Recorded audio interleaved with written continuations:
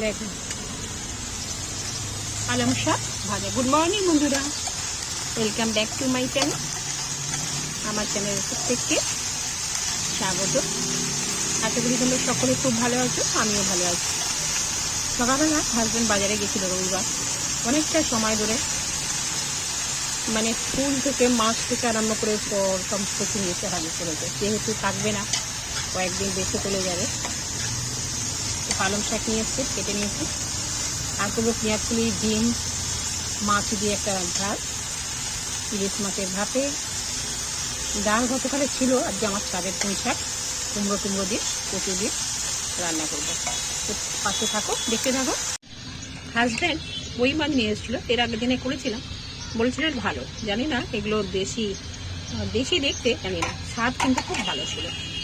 তো ইলিশ মাছও নিয়ে এসছে, জানি না এই সময় স্বাদটা কেমন হবে। ছেলে যেহেতু খায়, নিয়ে এসছে, দেখা যাক।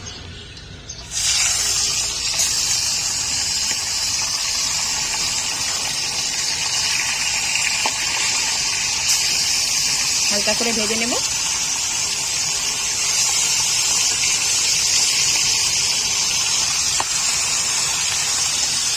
অসময়ের ইলিশ অ্যাকচুয়ালি।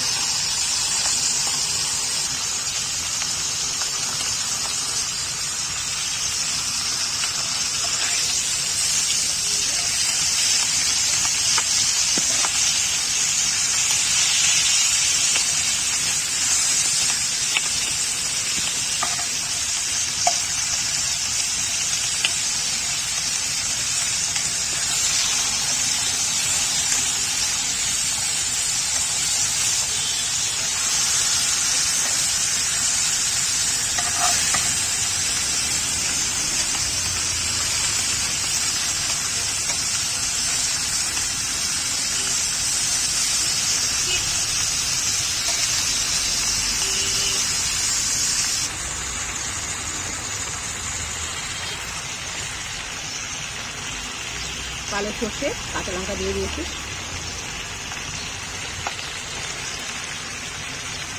মানে খেতেও ভালো হবে। জানি না মাছটার স্বাদ কেমন হবে, দেখে খুবই ভালো লাগবে, কিন্তু অসময় তো আর একটু জল লাগবে। এরকম সর্ষে পোস্ত দিয়ে ইলিশ মাছ দিয়ে করলে মোটামুটি আর কিছু করতে লাগে না, কিন্তু যেহেতু অসময়ের ইলিশ, স্বাদ কতটা হবে জানি না। দেখে তো ভীষণ ভালো লাগছে, দেখো।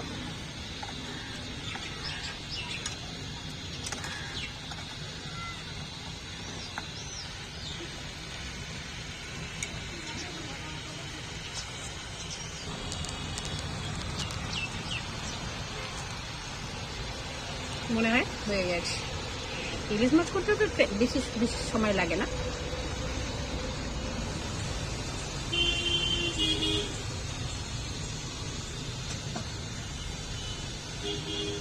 একটু ঝোল রাখলে প্লেন ভাতের সাথে খেতে খুবই ভালো লাগে।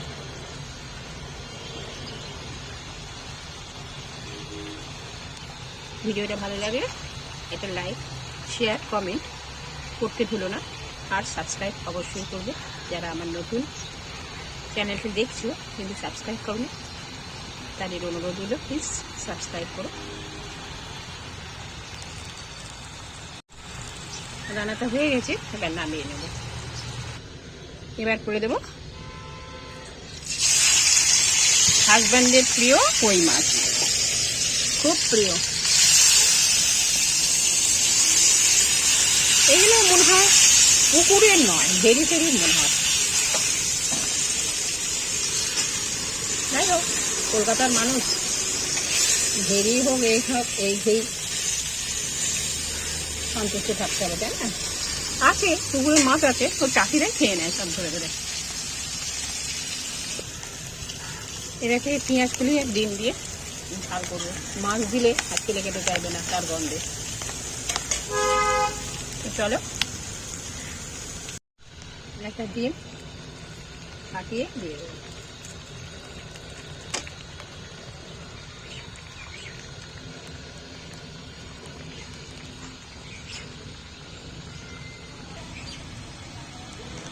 দেখতে তো ভীষণ সুন্দর হয়েছে, মানে খেতেও আমার মনে হয় ভালো হবে।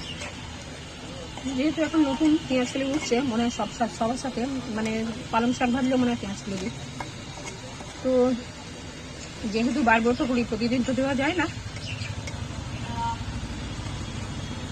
আজকে রবিবার, কালকে সোমবার হবে, মঙ্গলবার করি, বৃহস্পতিবার করি। যাই হোক, মনে হয় রান্নাটা জমে ক্ষীর হয়ে গেছে।